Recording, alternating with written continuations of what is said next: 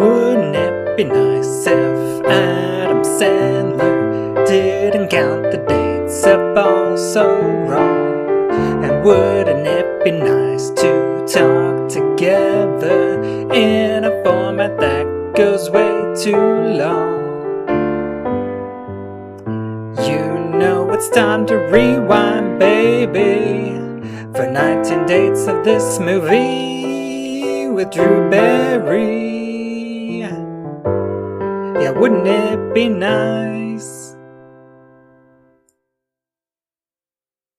Good morning, listeners. It's another beautiful day here on It's Time to Rewind. I'm your host, Bubbawheat, and joining me today is my guest, Chandra Boudreau. How are you doing today?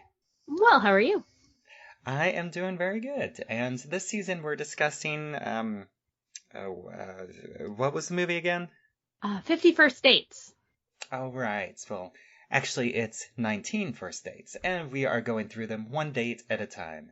And this week's date is what I'm calling their 7th date, because it's their 7th interaction, even though I'm not sure if this interaction would be considered their 4th actual date or not, but we will talk about that as we get into it. But it starts at 43 minutes and 9 seconds with Lucy pulling up to a construction barricade in the rain, and it ends at 43 minutes and 38 seconds with Henry lying about making little houses out of waffles.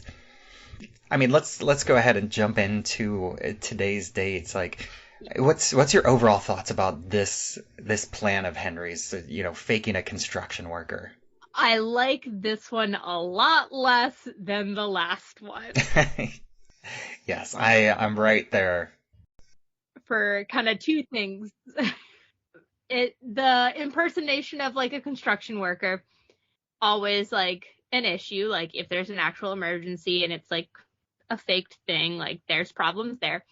And then also just like I had said in the last date that he's never super malicious, but he manipulates here to a degree I don't love. Yes, I 100% agree with you that this feels like I think there's a couple more that are questionable later on, but I think that this is one of his most questionable plans to interact with her. Like you said, the impersonating a construction worker and like the barricades that he uses, I was able to read that they are actual construction, like Hawaii construction, because you can see the printing on them that says Safety Services Hawaii. Mm-hmm. So either he stole them or they had them at his job for some reason and he quote unquote borrowed them. There's just, yeah. It's a very self-centered way of, like, the battery in the last date is like, oh yeah, she could have not stopped. Mm-hmm. He is forcing her to stop here. Like, there's no option. Right. And even has, like, you can see 3 little flares on the side of the road, like the little roadside flares. Mm-hmm. And yeah, this is very manipulative of him. It also just like, it's pouring rain out, and like I get it, he doesn't want to not see her, but also you could also just not see her. And we didn't talk about this last week, but I did notice that this, like, the road that he's on in this scene and the last one, like the establishing shot showed her on like a highway, like a fully paved highway, but this feels like it looks like dirt or gravel. Road. Yeah. Yeah, not the safest, like modern women stranger danger, like big signals going off, like there's no one around you. She is not safe. Yeah. And the other part of his like overly manipulative moment in this is whenever he says that he likes making little houses out of waffles, because this is, like you said, it's pure manipulation, because this is something that he knows that she does. This is not like using knowledge that, like with the fishy hands, where in that instance he knows that she likes that, but it's still something that is a part of him and who he is. But this is him lying to present something that is not true that he knows about her in order to like manipulate this connection between them. Yeah, and her reaction of like confusion but also like admiration seems weird. Yeah, it's like it's almost like her face almost conveys like this hint of sadness too. I'm not sure what it is. Yeah. Like whenever she says "you do," and it's like her face drops, which is a weird reaction where it's like I don't know. Maybe it's Maybe it's just like that's so random. Why would you even think to say that? Like, yeah. is that part of it too? Yeah, or it could be that, that's something that she always thought that maybe that's something that she does that she feels is unique to her. And maybe she's sad, like finding out that somebody else also does that she's realizing, oh, I'm not as unique as I think I am. That this isn't something that I'm the only person that does. Which is just as awful. Like, it's like, yeah, even if it's even if she doesn't see it as a common thing and she thinks she's unique, like, it's just as bad as him, like, pulling apart this little piece of information and being like, yes, I will make her admire me by this weird thing. It's also just super random, like, in general. It's such a weird concept. Like, I remember as a kid, I'd like make stacks out of the jellies on the table, but like a Waffle House then to deconstruct and eat seems excessive. Yeah, and I know like I occasionally like will go to the I'm in Georgia, so there's a lot of Waffle Houses around here. There's a few IHOPs and not as many Denny's, but I think we do tend to like Waffle Houses whenever we're in the mood for like breakfast for dinner, whenever we're out and about.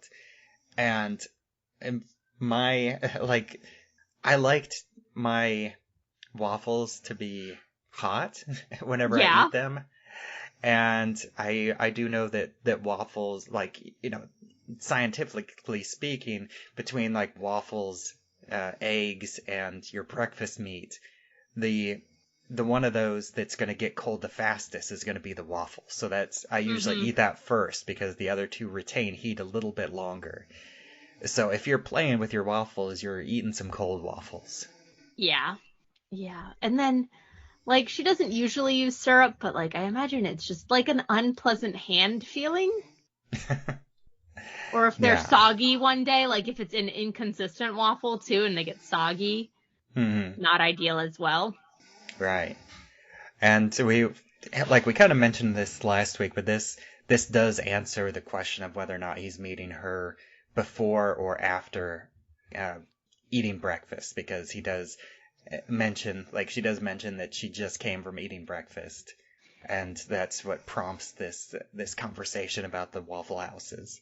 And I do appreciate in Drew Barrymore's acting here, she looks a little concerned, hesitant to be like, I just came from breakfast. And I like how she doesn't really answer the question. She's like, I ate waffles. They were delicious, as opposed like he had asked her like, oh, how was it kind of thing. And she like kind of doesn't really answer, but does in a way, like focuses on a specific thing as opposed to the whole experience.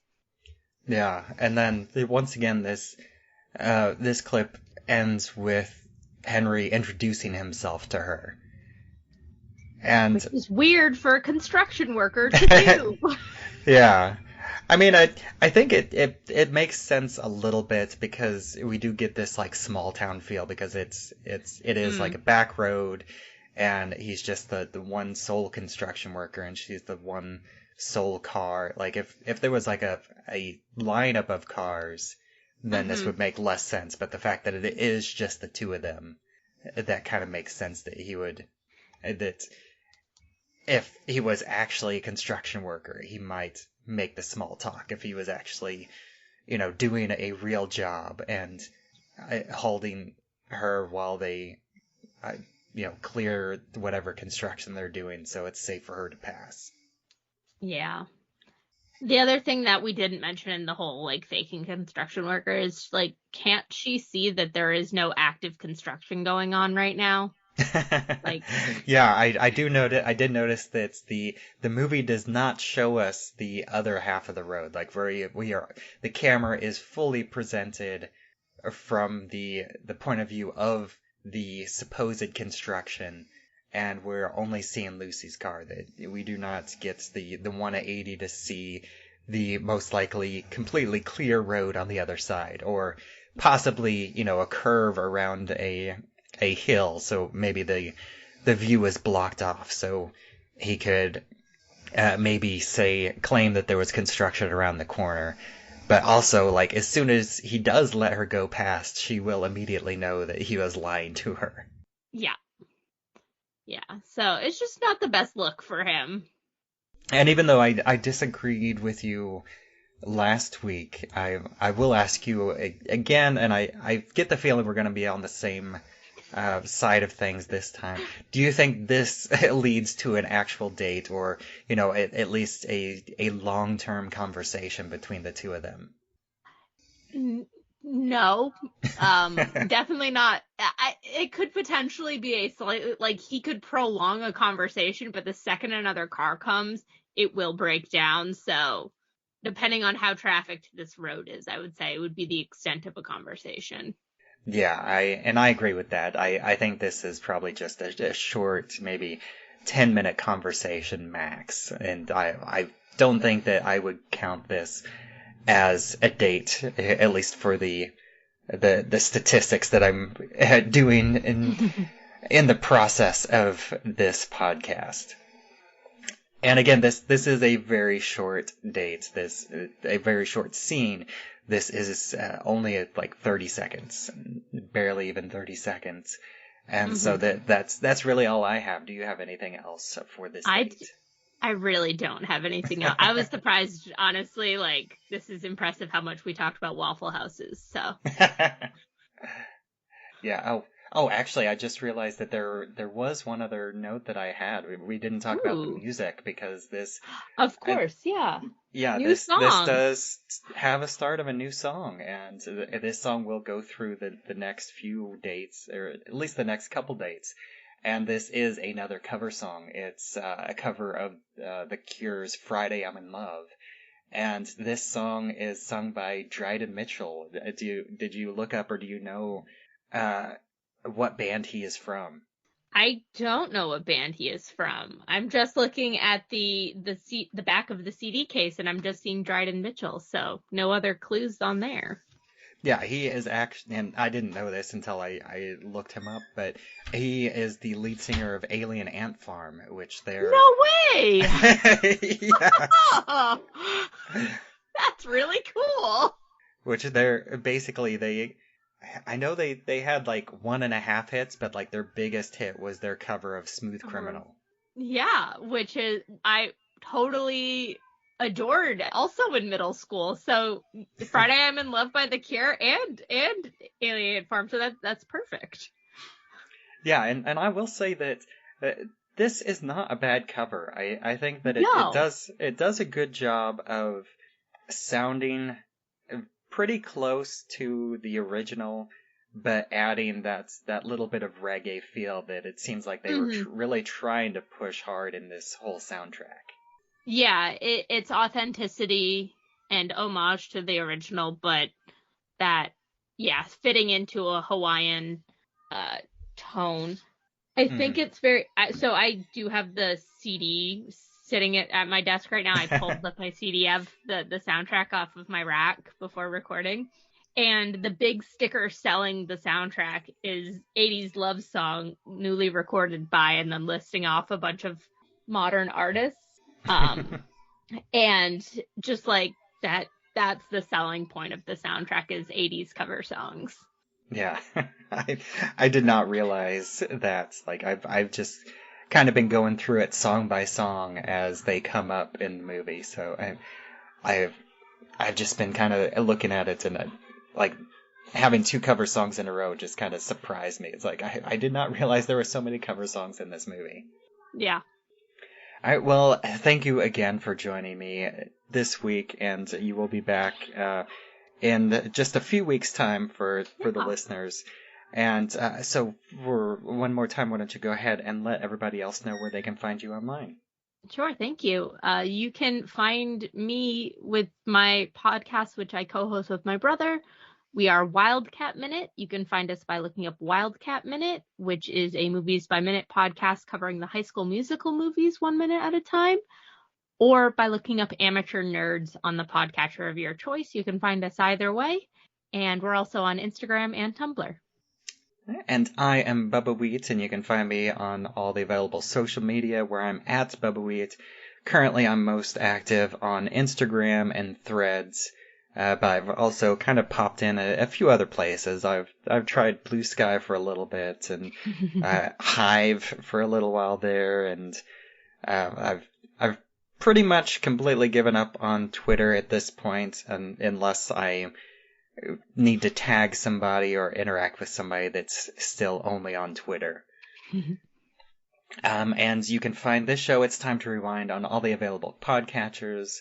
We also have a Facebook group, It's Time to Rewind, a time loop group, and you can join that to discuss episodes as they come out, as well as have discussions about other time loop movies or TV shows.